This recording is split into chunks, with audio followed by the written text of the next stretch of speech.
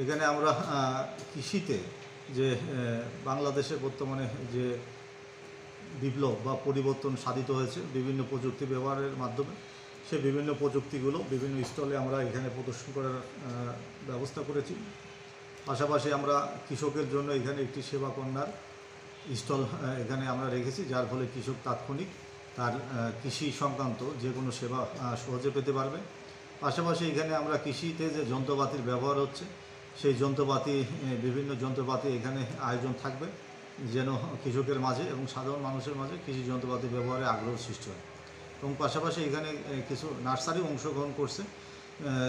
সবাই যেন, যেহেতু এখন বৃষ্টি মৌসুম, সবাই যেন বৃক্ষরোপণে আগ্রহী হয়, এর জন্য আমরা নার্সারিদেরকেও আমন্ত্রণ করেছি।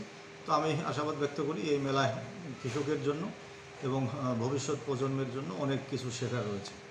ধন্যবাদ। আচ্ছা, এখানে আপনার আমন্ত্রিত মূলত এটা সরকারিভাবে মেলা আমরা আয়োজন করেছি। এখানে কোনো কৃষি পণ্য বা কৃষি ব্যবসা করে এরকম কোনো প্রতিষ্ঠান বা কেউ থাকবে না।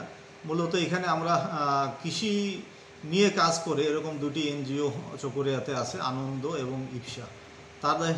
তারা আমাদের ডাকে সাড়া দিয়েছে, তারা এখানে স্টল দেবে।